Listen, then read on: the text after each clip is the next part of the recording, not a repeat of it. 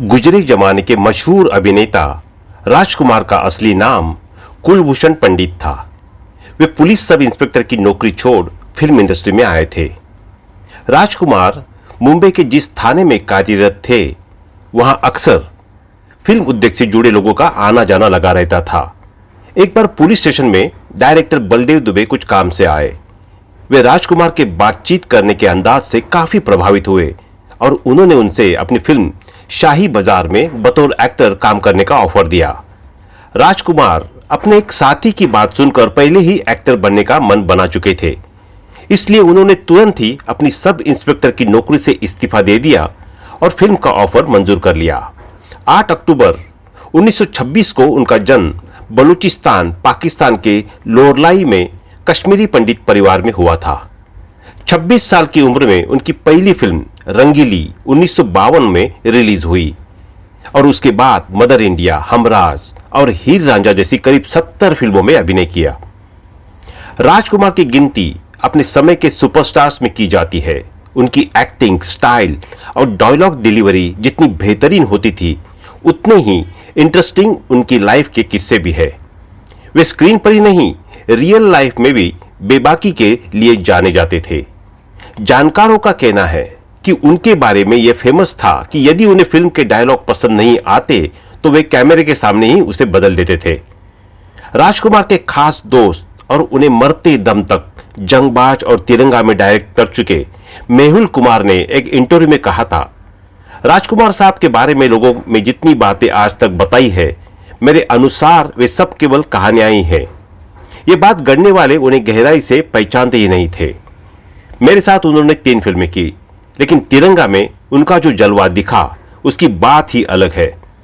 जब मैंने नाना पाटेकर और राज साहब के साथ तिरंगा स्टार्ट की थी, तब इंडस्ट्री के 90% लोग बोल रहे थे कि मेहुल भाई, तुमने तो ईस्ट और वेस्ट दोनों को साथ में साइन कर लिया, पता नहीं सेट पर क्या होगा।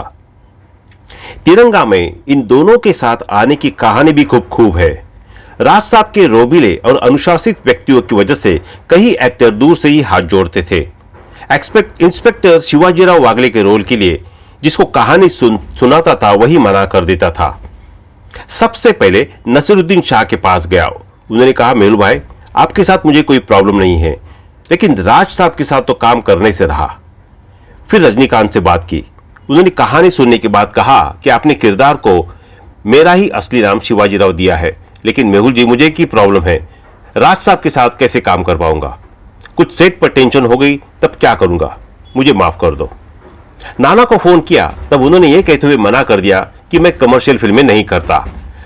मैंने उन्हें जैसे तैसे राजी किया और राज साहब को फोन करके बताया कि वागले फाइनल हो गया। उन्होंने पूछा, कौन कर रहा है? मैंने कहा, नाना पाटेकर। वे कहने लगे, अरे मेहुल, उसका दिमाग बहुत खराब रहता है, सुना है कि वह सेट पर गाली गलौज कर देता है।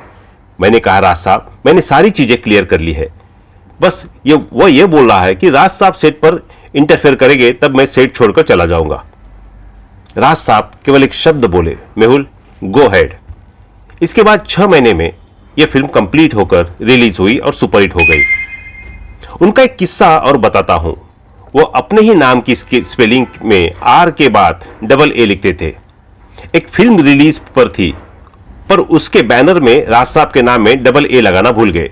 उन्होंने कहीं पढ़ लिया और अपने रोबीले अंदाज में प्रोड्यूसर को फोन करके कहा, जानी, तुमको मालूम नहीं, हमारे नाम की स्पेलिंग में राजकुमार नहीं बल्कि राजकुमार लिखा जाता है। अभी इसी समय बैनर चेंज करो। अपने नाम की तरह उन्होंने हमेशा राजकुमार जैसी जिंदगी जी। राजकुमार साहब बात करते हुए भी अपना स्टाइल नहीं छोड़ते थे।